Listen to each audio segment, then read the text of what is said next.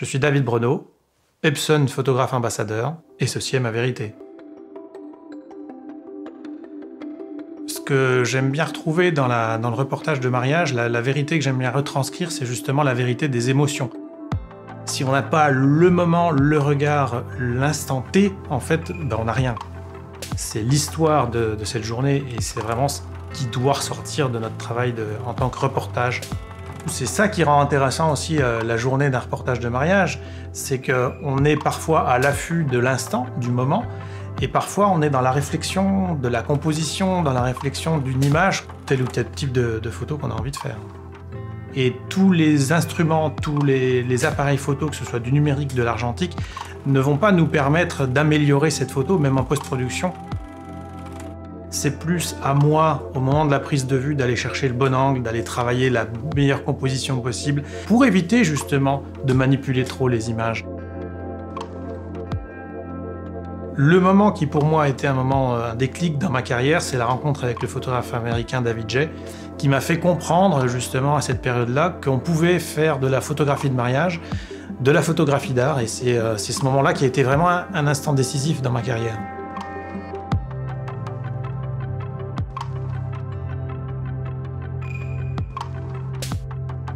Cette photo, finalement, elle représente en général l'intégralité de ce qu'on doit faire retranscrire lorsqu'on fait un mariage. Ce que j'aime particulièrement sur cette photo-là, c'est les instants. Ça, c'est un moment précis dans la journée d'un mariage, c'est juste après la cérémonie, où la maman vient prendre dans ses bras sa fille. Et quand je disais qu'il faut être présent, il faut être entraîné, entre guillemets, à se positionner, à trouver le bon angle, l'angle parfait aussi par rapport à l'arrière-plan. Et puis parfois aussi bousculer un petit peu, se faire sa place pour être sûr d'être là lorsque ça va arriver. En tant que photographe de mariage, en tant que photographe tout court, ce qui est essentiel pour moi, c'est l'impression. Je n'imagine pas une photo sans la voir imprimée. C'est vraiment le métier de photographe d'ailleurs.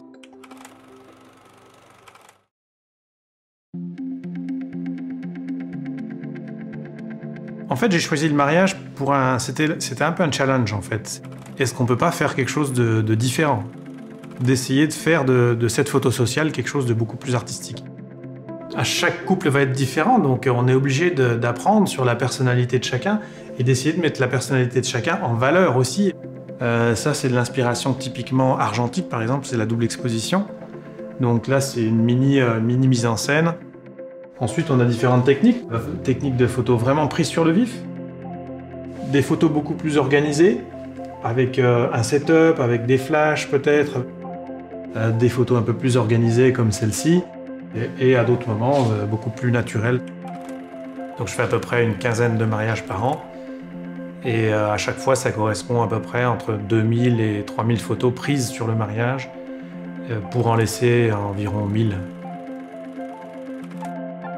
Donc après le reportage, il y a toute la partie post-production. Je mets tout dans Lightroom, photo argentique et photo numérique.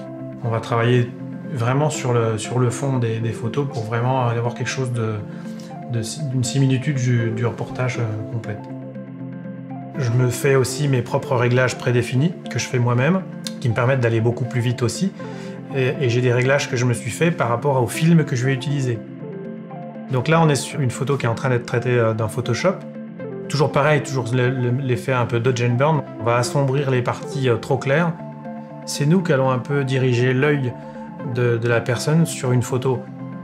Et si on voit le avant-après, finalement, on a un travail qui change complètement la perspective de la photo pour une mise en scène un peu spectaculaire, quoi. J'ai cette imprimante Epson depuis 1 an à peu près. Mon business a évolué parce qu'aujourd'hui, je ne peux plus travailler sans impression. Et donc, je suis comme une galerie. Par contre, je suis mon propre fournisseur finalement de tirage fine art. D'ailleurs, ma taille de prédilection serait plutôt le 60-80 parce que j'ai tendance à aller vers le grand tirage. Pour moi, plus le tirage est grand, plus la photo est belle. Donc, sur cette photo-là, j'ai choisi le Cold Press Bright. C'est un papier texturé et donc par rapport à cette photo-là, j'aime beaucoup. Il va mettre en évidence encore un petit peu plus, soulever encore un peu plus les détails. Chaque photo mérite un papier spécifique et d'où l'intérêt de faire des tests. En fait, cette imprimante me permet d'aller encore au-delà de ce que je proposais jusqu'à présent dans mon business, puisque l'idée c'était de faire de la photographie de mariage un art. Et l'aboutissement de cet art, finalement, c'est le travail que me permet cette imprimante avec des tirages de qualité. En fait, Epson m'apporte beaucoup avec cette imprimante, que ce soit pour la colorimétrie, le choix des papiers, la facilité d'utilisation. Ça, c'est vraiment quelque chose qui est très intéressant. En fait, ouais, j'adore cette imprimante, j'adore ma PC1000.